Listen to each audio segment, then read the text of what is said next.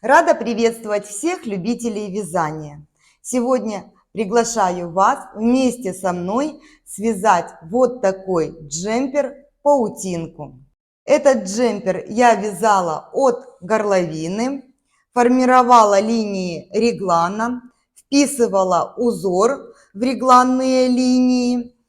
Он выполнен у меня без ростка, так как за счет узора здесь по горловине формируется вот такая волна, и за счет этого изделие очень комфортно в носке.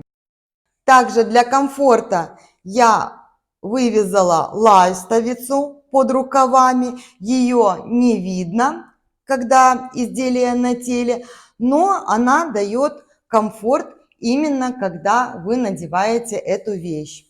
Низ изделия я оставила прямым, чтобы подчеркнуть красоту узора и изделие сделать универсальным. Вот такая волна здесь формируется. А рукавчики я все-таки посадила на манжет, потому что прямые длинные рукава с моей точки зрения не очень комфортны. Но это опять-таки субъективно. Как вязать этот узор я уже показывала, поэтому повторять в этом видео я не буду, просто прикреплю ссылочку. Если нужно будет, вы посмотрите, как он выполняется. Я же в видео буду показывать пошагово, как вязать именно этот джемпер. Покажу, как узор вписывать в линии реглана, прикреплю все схемы, которыми я пользовалась. Также будет схема на подрезы, как совмещать узор переда и спинки, чтобы он красиво смотрелся. Вот эта сторона совмещения, это ровная сторона. Вот так это все выглядит.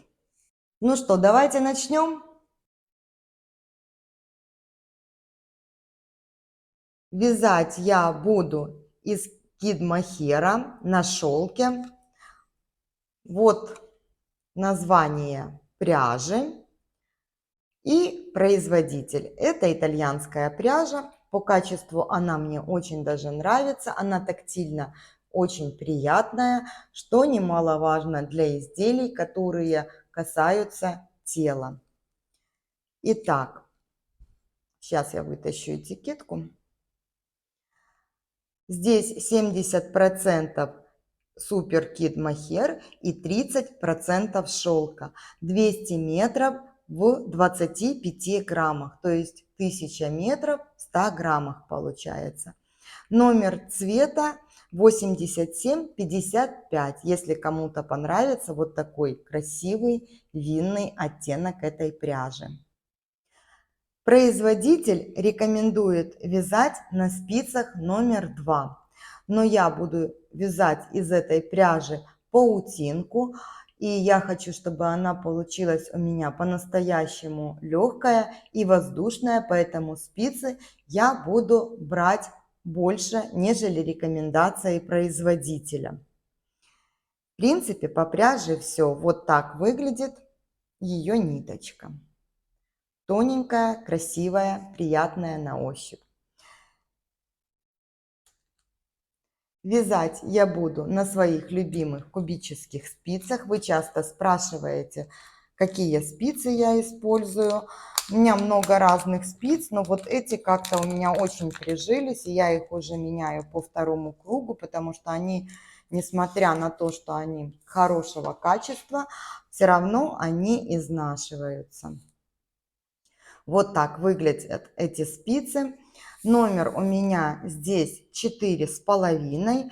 С учетом того, что это кубические спицы, если их сравнивать с обычными круглыми, то это будет где-то 4, потому что за счет вот этих граней петельки получаются меньше. И чем тоньше ниточка, тем, соответственно, петли меньше получаются. Поэтому, если вы будете вязать также паутинку и вам понравится плотность вязания, учитывайте этот момент, что я вяжу, если бы это были круглые спицы, номер 4. Но в моем случае кубические 4,5. Для вязания я буду использовать 4 вида длины этих спиц. Вот 40-очка у меня, 60-ка и 100-ка. Как правило, я покупаю именно эти размеры спиц. Они мне максимально подходят и удобны. То есть 80-кой я пользуюсь крайне редко, ну и 120-ка мне тоже крайне редко нужна, поэтому, как правило, я не покупаю. Можно такие спицы приобрести, конечно, в наборе, но чем мне не нравится, что в наборе, по крайней мере, этого производителя, тот набор, который мне встречался, там были только коротенькие вот сами спицы. Ну, леска сменная, понятное дело, а вот сама спица достаточно короткая. Мне не очень удобно, она не очень удобна, у меня ложится в руке вот таким образом. Поэтому я отдаю предпочтение покупать спицы просто разного размера. Итак, приступим к вязанию. Паутинку я буду вязать от горловины, поэтому сложные расчеты мне здесь не нужны. Но я провязала небольшой образец, чтобы рассчитать количество петель, необходимое мне для горловины. Этот образец провязать с моей точки зрения необходимо, потому что если вы не угадаете горловину, вам придется распускать изделие. А кто вязал из мохера, из кид-мохера, те знают, что распустить эту ниточку достаточно сложно, плюс к тому она деформируется и частично портится. Выглядит она уже иначе, когда перевязана. Поэтому я также провязала образец, высчитала, что мне для горловины достаточно 96 петель. Также я распределила петли на полочку, спинку и рукава, исходя из набранных петель и, конечно же, учитывая свой рисунок, свой узор, которым я буду вязать паутинку. Сейчас я наберу петли и сразу приступлю к вязанию.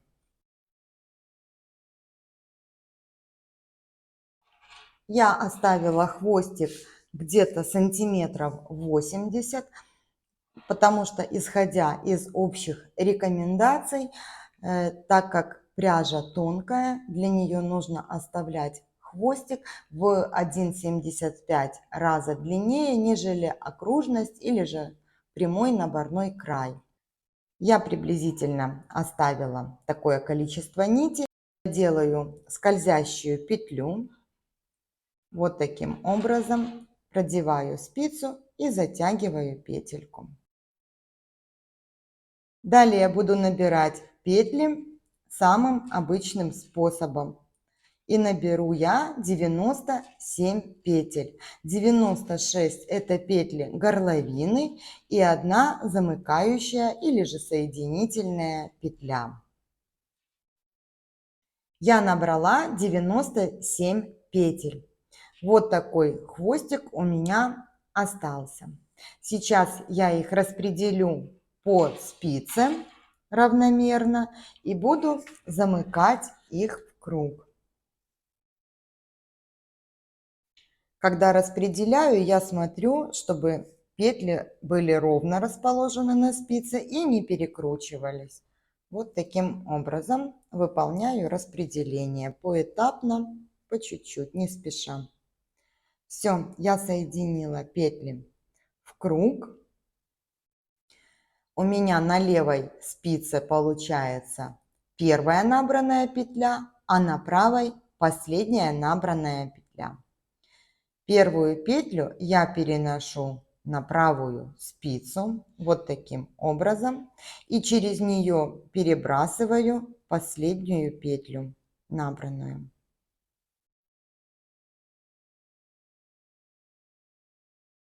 Ниточка тонкая, не совсем удобно это делать еще и на камеру. Вот подхватила. И перебросила через первую петлю. Все, сбрасываю ее и хорошо ее затягиваю. Мне больше всего нравится этот способ именно тем, что не нужно по краю потом делать какие-то дополнительные манипуляции, а только спрятать кончик, и край получается очень-очень ровный, красивый. Так, затянула петлю, и далее я провяжу 4 ряда просто платочным узором. То есть один изнаночный ряд, один лицевой, один изнаночный. Когда буду вязать 4-й ряд, он будет лицевым, и я вернусь к вам, потому что на этом этапе я буду развешивать маркеры и распределять петли.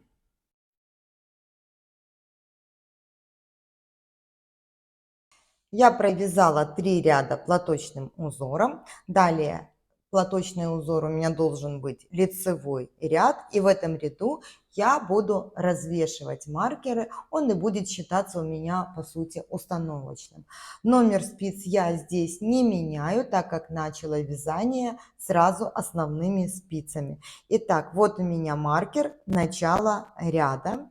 Я его перебрасываю, провязываю 3 лицевые петли, 2, 3 и отделяю линию реглана. Далее я провяжу 29 петель спинки и вновь навешу маркер. 3 линии реглана, маркер. Далее 13 петель рукава, надену маркер, 3 петли регланной линии. И так распределю все маркеры по кругу, исходя из моих расчетов, которые я показывала вам чуть ранее. Я отделила маркерами линии реглана, полностью распределив их по всему кругу. Начинается у меня ряд с первой регланной линии. Я ее провязываю просто лицевыми петлями, 3 лицевые. Перебрасываю маркер. Далее я буду прибавлять 1 петлю из протяжки. После маркера, после регланной линии, протяжку я набираю вот таким образом. Левой спицей подхватываю протяжку от себя и провязываю лицевую скрещенную петлю вот таким вот образом. Вторая дужка здесь у меня за работой находится. Далее по схеме я начинаю вязать и формировать свой узор. Как вязать этот узор у меня уже есть на канале видео, поэтому я не буду повторяться. А сейчас буду я провязывать и прикреплю схему, как я выполняла скос, учитывая линии реглана. Вы можете делать так же, как я, по моей схеме. Можете распределить узор по-другому, кому как нравится. Итак, первая петля – это у меня вновь набранная петля. Далее я вяжу по схеме накид, 1 лицевая петля, накид, 2 вместе лицевой с наклоном влево и еще 1 раз 2 вместе лицевой с наклоном влево. 1 лицевая, 1 изнаночная. Далее у меня будет провязан полный раппорт этого узора. 3 лицевые петли, 1, 2, 3, 2 вместе лицевой с наклоном вправо и еще 1 раз 2 вместе лицевой с наклоном вправо.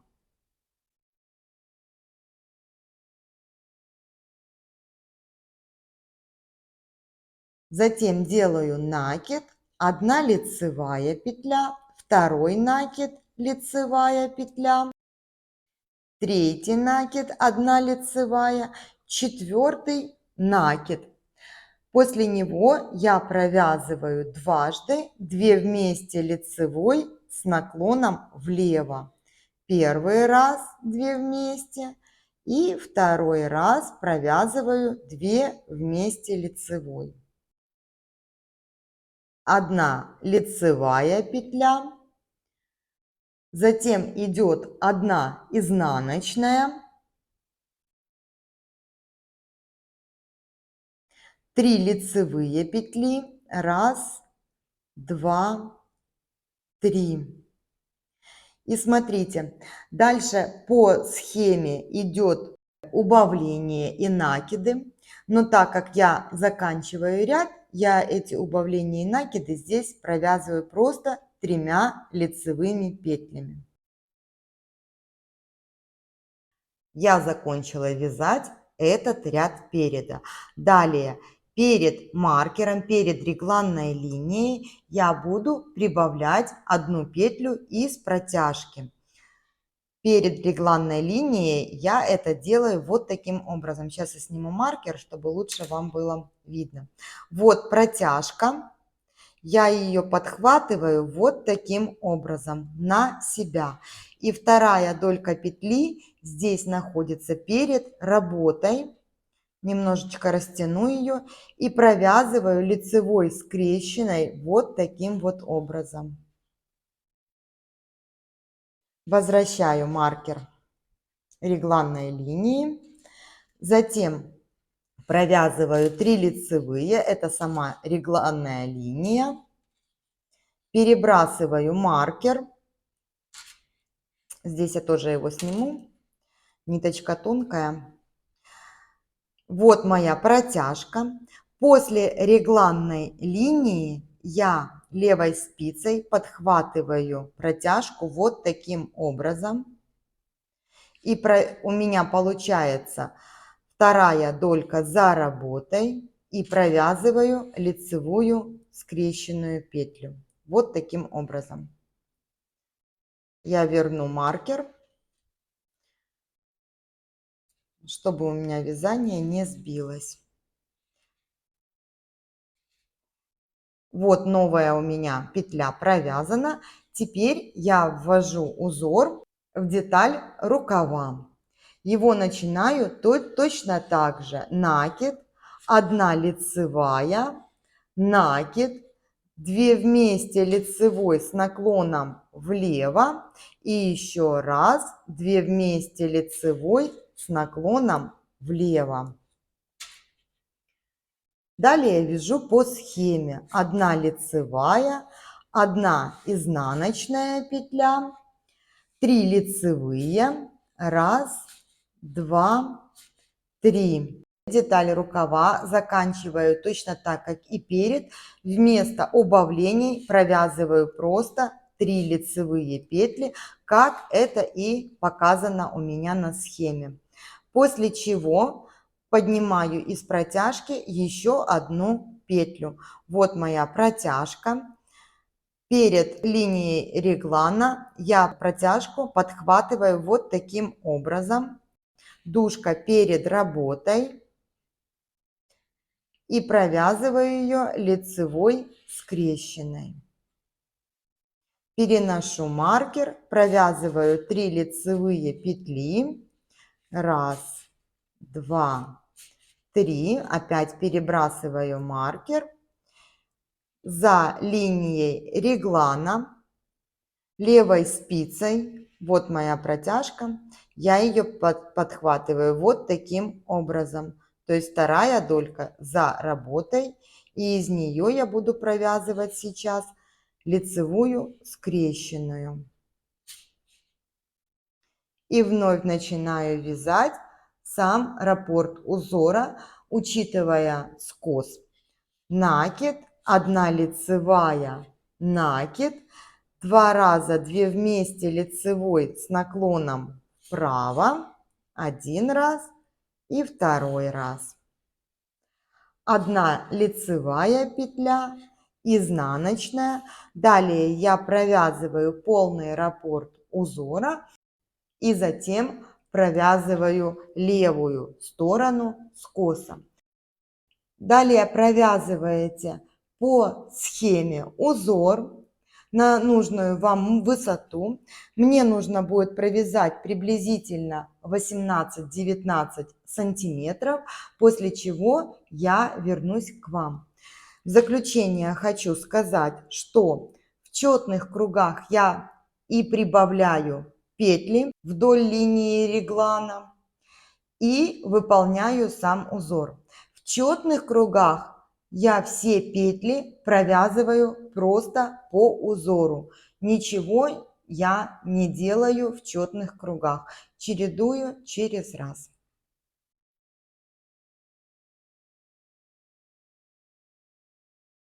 Я провязала паутинку на высоту регланных линий. Здесь у меня сейчас провязано 18 сантиметров, но после ВТО, когда полотно разровняется, у меня получится где-то сантиметров 20. Вязала я регланную линию по схеме, которую я вам показывала. Вот как узор вписывается в линию реглана по этой схеме. Это левая сторона и правая сторона. Узор асимметричен, поэтому схемы две. И вписывается он немного по-разному, со смещением точно так же, как и вяжется сам узор. Вот так выглядит горловина. Здесь формируется вот такая волна.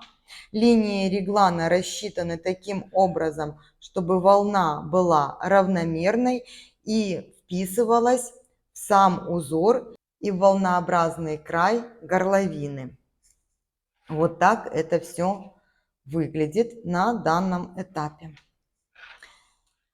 Провязала я 52 ряда. Мне достаточно было провязать 50 рядов до нужной высоты. Но так как узор сложной конструкции, он идет асимметричен, плюс в шахматном порядке.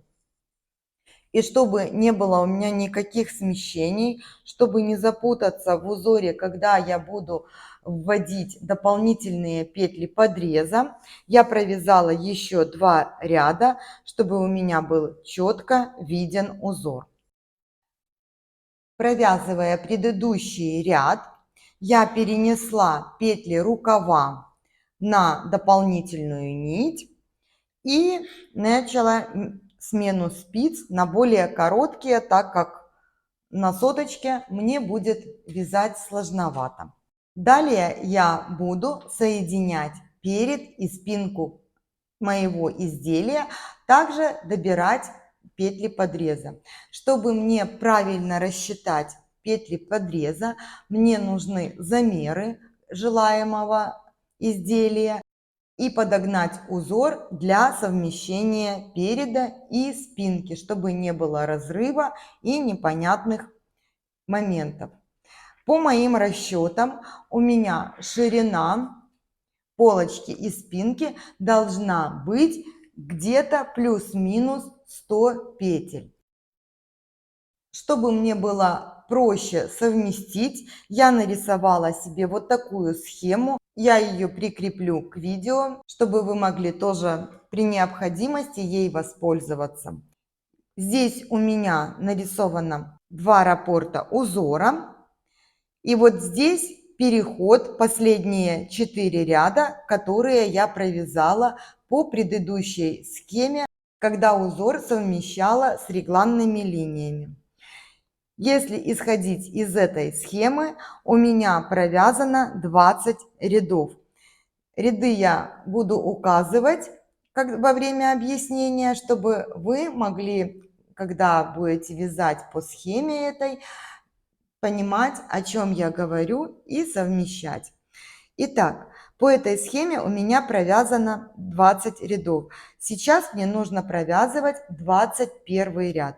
Как я составляла эту схему? Вот, как я уже сказала, мои регланные линии. К переду и спинке я прибавила еще 3 петли регланных линий справа и слева. И их также отметила вот такими вертикальными красными линиями, чтобы я понимала, что это у меня 3 петли, которые будут также входить в узор, когда я буду соединять полотнище.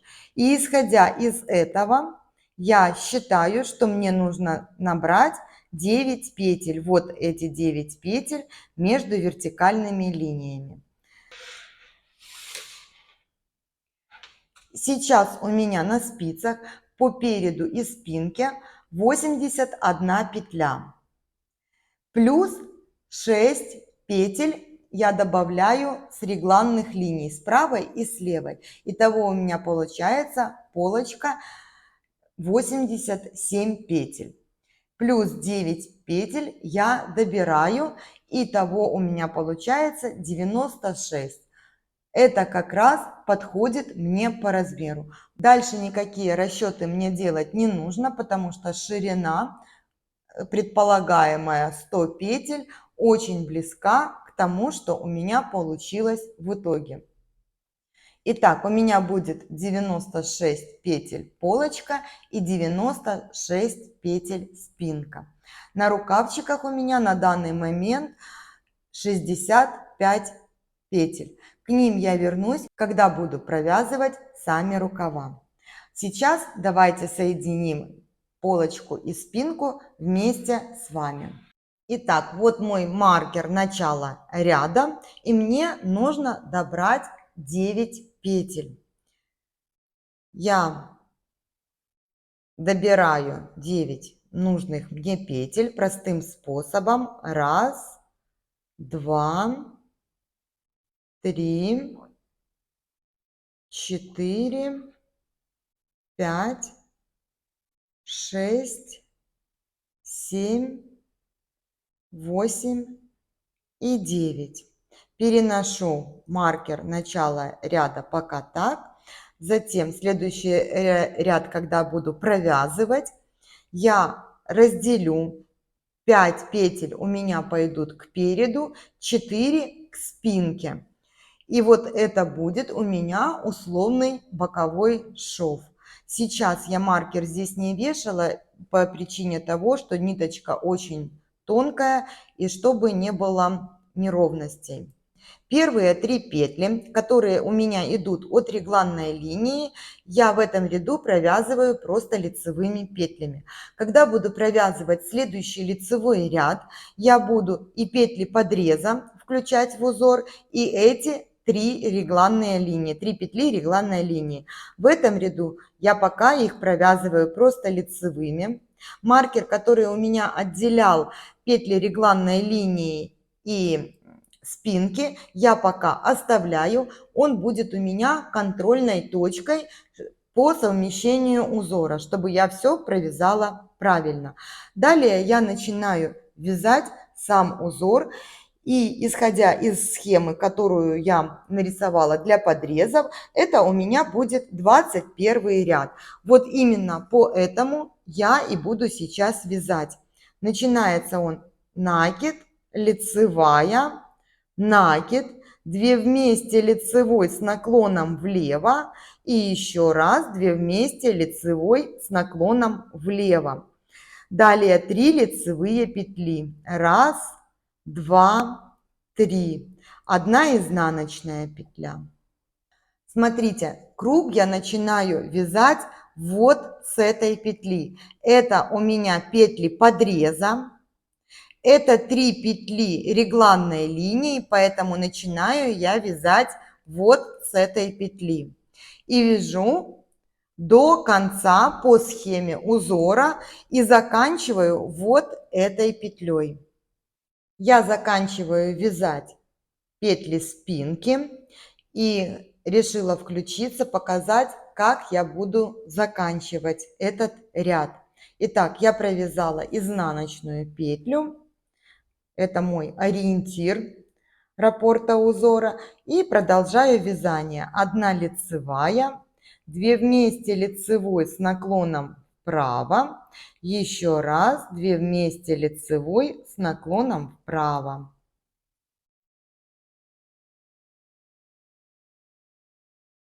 Далее накид, лицевая, накид.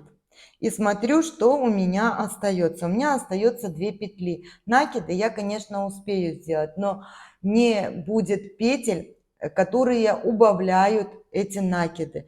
Поэтому я эти 2 последние петли провязываю просто лицевыми. Перебрасываю маркер, который отделяет петли регланной линией. И в этом ряду я также их провязываю просто лицевыми. Все, я довязала до рукавов. Далее я выполняю петли подреза. Также набираю таким же самым способом 9 петель. И отделять центр я буду в следующем лицевом ряду. 2 петли, 3, 4, 5, 6 и 7, 8 и 9. 9 петель. Здесь первые 3 петли регланной линии я также буду провязывать лицевыми, а далее петли включать в узор и начинать и заканчивать петли полочки буду точно так же, как это делала с петлями спинки. Когда я провяжу этот ряд, следующий круг, это у меня четный круг, он будет провязываться по узору петли подреза, также провяжу просто лицевыми петлями. Когда я буду провязывать третий круг, я вернусь к вам, и мы его провяжем вместе. Итак, сейчас я по вот этой схеме вяжу 23 ряд. Вот он, через один над красной линией. Я начала уже вводить новые петли в работу. Сейчас вот я заканчиваю провязывать спинку и покажу весь переход, как ввожу узор на петлях подреза. Итак, я провязала изнаночную петлю и продолжаю вязать 23 ряд. 2 вместе лицевой с наклоном вправо. И еще один раз 2 вместе лицевой с наклоном вправо. Накид, 1 лицевая петля, накид, 3 лицевые, 1, 2, 3. Далее накид, маркер, который отделял регланные линии, мне уже не нужен. Продолжаю вязать. Лицевая, накид, 2 вместе лицевой с наклоном влево и еще раз 2 вместе лицевой с наклоном влево.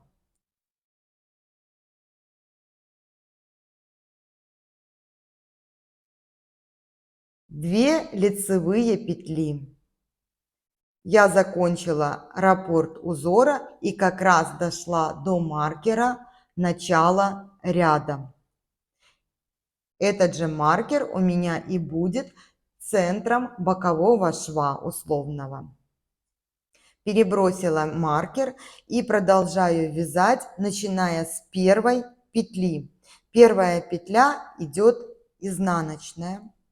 Далее 2 вместе лицевой с наклоном вправо и еще раз 2 вместе лицевой с наклоном вправо. Накид, 1 лицевая, накид, 3 лицевые петли. 2 петли я провязываю, и мне нужно провязать еще 1 петлю. И вот теперь я по маркеру своему сопоставляю, правильно ли я все делаю. Вот условно я провожу линию, продляю, как у меня закончились прибавления по регланной линии, и вижу, что 2 петли у меня здесь нету, а 1 петлю я должна провязать. Потом у меня идет накид, лицевая, накид, убавление и далее по схеме. Значит, все я делаю верно. Можно маркер сбрасывать и продолжать вязать.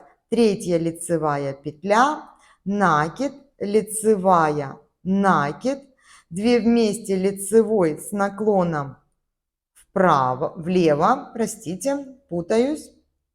И еще раз 2 вместе лицевой с наклоном влево, 2 лицевые петли и 1 изнаночная. Изнаночная соответствует изнаночной. Для этих целей я и провязывала 2 дополнительных ряда, чтобы у меня были хорошие четкие ориентиры. Все, узор у меня лег, все совместилось, и все, в общем, получится ровно, красиво и правильно. Далее я провяжу где-то приблизительно пол-раппорта узора, рядов 10-16, и сделаю контрольную примерку, чтобы убедиться, что действительно изделие мне по размеру. Если изделие по размеру, я продолжаю вязать на нужную высоту и закрываю петли.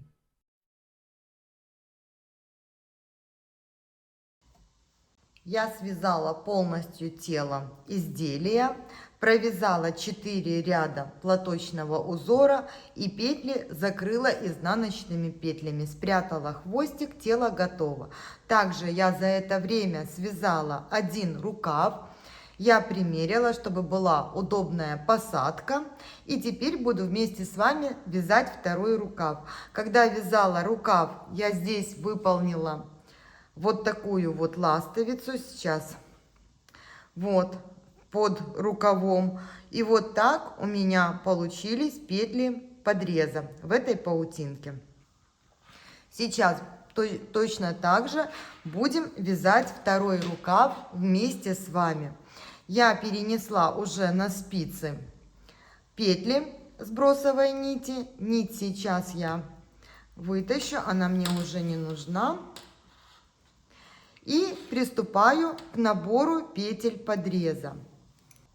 Вот моя изнаночная петля, которая обозначает центр подреза.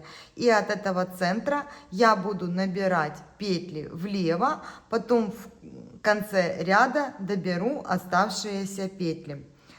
Вот моя нить с нового клубочка. Я буду набирать петли крючком. Вы можете делать это спицами, если так удобнее.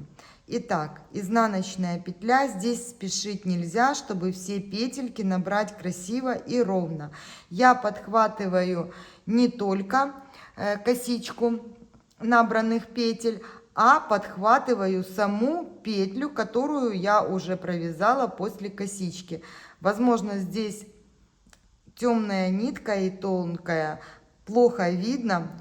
В предыдущем мастер-классе это видно очень хорошо. Если плохо видно, пересмотрите там.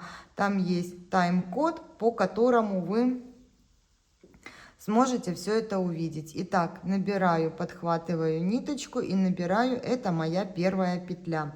Далее буду набирать в каждую следующую петлю. Итак, это первая. Ищу вторую петлю. Вторая петля. Третья.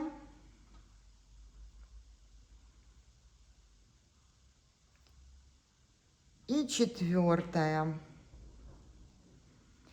4 петли я набрала с подреза.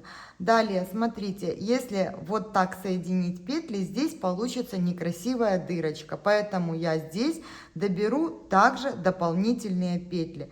Я подхватываю вот эту нить. Но здесь нужно смотреть очень индивидуально, как в каком изделии как получается. Главное, чтобы это было красиво и край получался ровный, без дырочек. Я подхватила вот эту ниточку.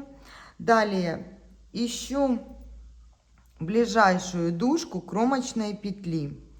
Вот она у меня. Подхватываю эту дужку также и из них уже вытягиваю петлю. Так, пятая петля набрана. Еще дырочка есть, значит, я еще одну наберу. Я подхвачу вот эту ниточку и также ищу здесь ближайшую дужку изнаночной петли.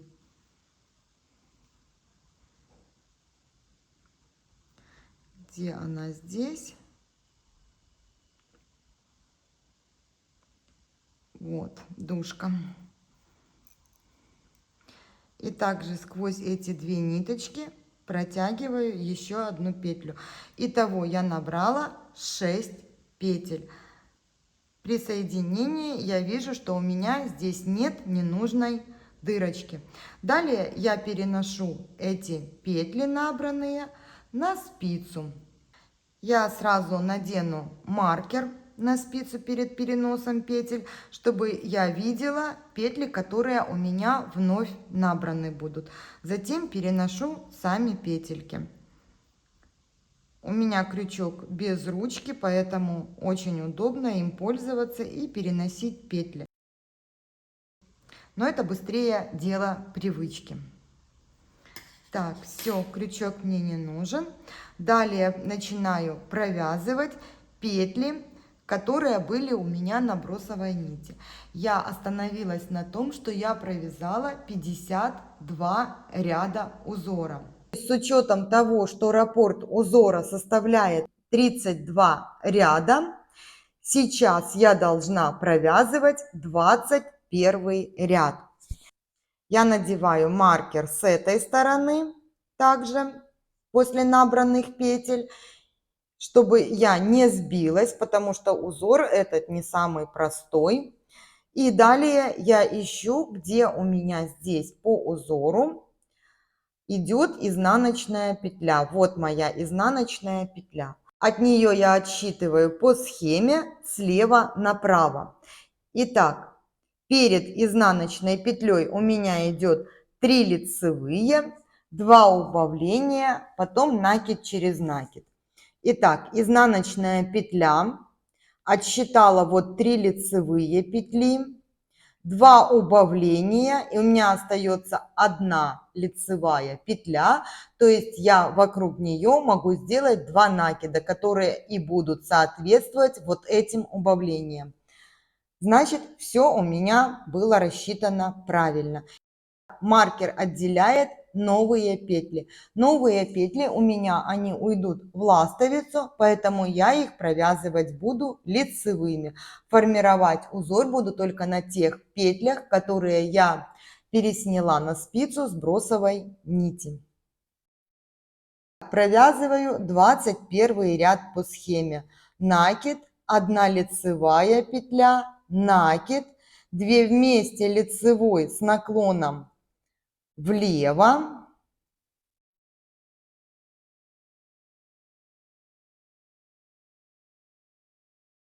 еще раз 2 вместе лицевой с наклоном влево,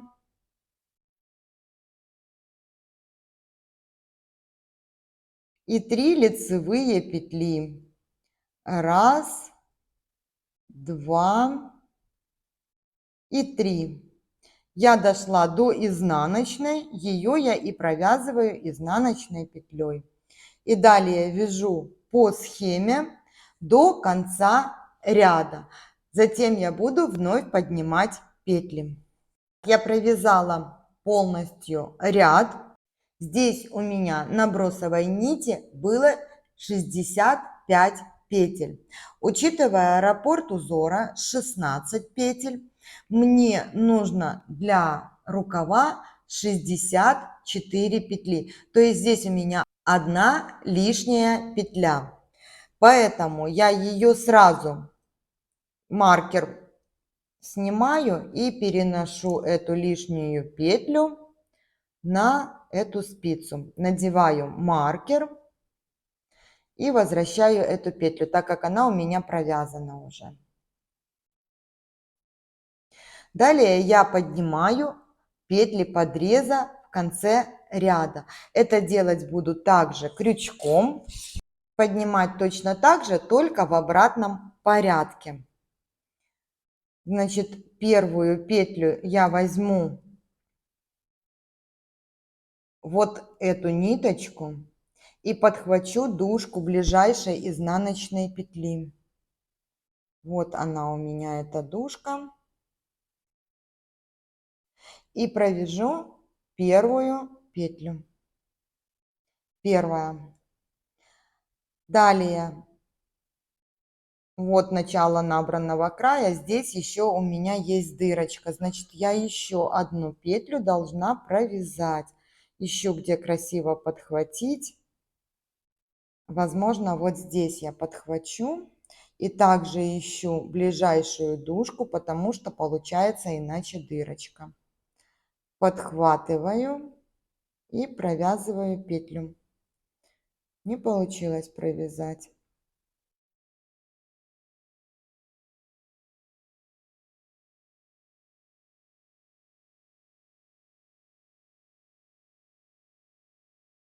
Вторая петля. Так, дальше дырочек нет, поэтому дальше я продолжаю набирать петли с подрезом. Также в петельку их ищу, чтобы не только за косичку. Итак, третья петля. Вот здесь у меня будет четвертая. Следующая петля пятая.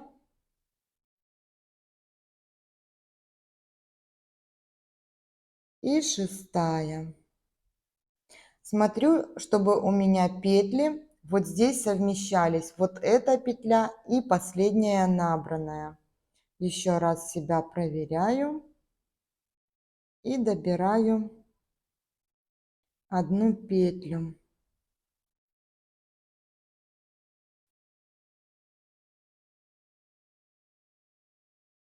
Итого у меня набрано 6 новых петель. Здесь петли все у меня сошлись, то есть нету такого, что подряд я набрала из одной петли 2 и не пропустила никакую петлю. Смотрю, чтобы здесь у меня не было дырочки, и переношу набранные петли на спицу. Раз, два, 3, 4, 5 и 6. Все, у меня получилось между маркерами. Это петли моей ластовицы, которые я буду убавлять. Во-первых, это улучшит посадку рукава, а во-вторых, уберет ненужные мне петли, при этом не создавая ненужного объема в верхней части руки. Теперь я возвращаюсь к своим записям. Изначально я не знала, сколько у меня будет петель подреза, 7 или 6, поэтому сделала такие себе обозначения. Теперь я исправляю, что у меня здесь будет по 6 петель подреза с каждой стороны от центра. Рисую себе ластовицу условно и высчитываю, как мне нужно делать убавление. Я провязала 21 ряд. Сразу это все перевела по схеме на удобный мне счет рядов. Так как первая и вторая половина раппорта провязываются одинаково, единственное отличие – это смещение в пол раппорта. Я сразу перевела в удобный мне формат, начиная с первого ряда. То есть 21 ряд у меня приравнивается пятому ряду. Я его вот уже провязала только что. Далее я начинаю со следующего лицевого ряда делать убавления. В 7, 9, 11, 13, 15, 17 и 19 рядах. После выполнения этих убавлений справа и слева от ластовицы, убавляя по 2 петли вместе лицевой, у меня на спицах останется нужных мне 64 петли, которые я буду вязать по кругу на нужную мне длину рукава. Затем свяжу мини-манжетик, и паутинка будет готова. Как я выполняю ластовицу? Более подробно об этом я рассказывала в предыдущем мастер-классе. Я оставлю вам ссылочку. Это пряжа тонкая и темная. Здесь очень плохо видно, поэтому я просто постараюсь объяснить это на пальцах. Итак, вот здесь у меня расположены маркеры, которые отделяют ластовицу от рукава. В каждом лицевом ряду Справа и слева я провязываю 2 вместе петли с наклоном влево, с левой стороны, соответственно, с наклоном вправо, пока у меня не останется 3 петли. Когда у меня осталось 3 петли, в следующем лицевом ряду я их провязываю вместе одной лицевой со второй центральной петлей. Вот так это будет выглядеть по итогу. И далее просто вяжу узор. Что еще хочу сказать по поводу узора, именно этого узора при вязании по кругу. Я здесь вязала именно узор. У меня здесь нет разделительной изнаночной петли, которая имитирует шов. Если вам сложно вязать такие узоры, которые несимметричны, сделайте одну дополнительную техническую петлю, которая будет имитировать шов.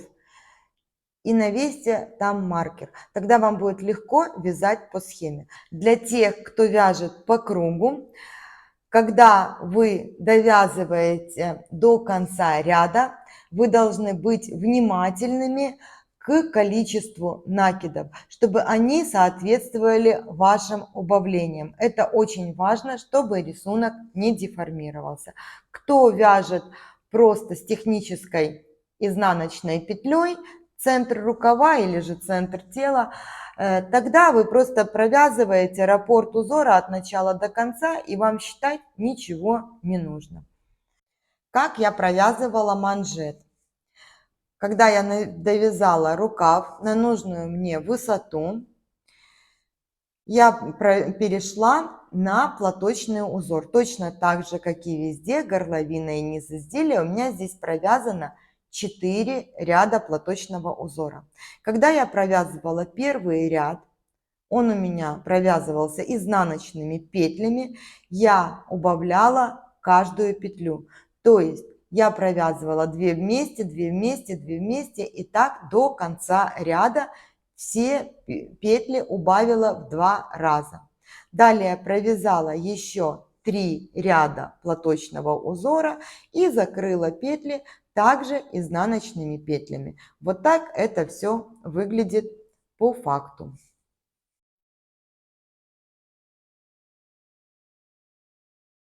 Что я хочу сказать по поводу ВТО изделий из кид-мохера и мохера. Я вообще отдаю предпочтение стирке в стиральной машине, которая у меня покупалась именно для вязаных изделий. Это основная ее функция. Но вот именно такие нежные изделия все-таки я стираю вручную. Стираю очень простым способом, в чуть теплой водичке, с неагрессивным моющим средством. Я покупаю, как правило, средство для стирки шерсти. Я его чуть-чуть замочила, вот так пожмякала его, дала водичке стечь на руках, потом его прополоскала несколько раз, чтобы вымылось моющее средство, слегка его отжала. Естественно, мы отжимаем не вот такими движениями, а просто чуть-чуть как бы прижмякивая. Отжала, оно у меня полежало минут 15, чтобы еще стекла дополнительная жидкость, которая осталась в волокнах. Еще раз отжала и разложила на ровной поверхности. В принципе, это все, что касается ВТО. Такие изделия можно даже дополнительно не отпаривать, они после сушки остаются красивыми и ровными, если все до этого было выполнено правильно. Надеюсь, мой мастер-класс вам понравился, и вы себе свяжете такую же нежную паутинку. Спасибо, что провели это время со мной. Всем хорошего дня и до встречи на канале.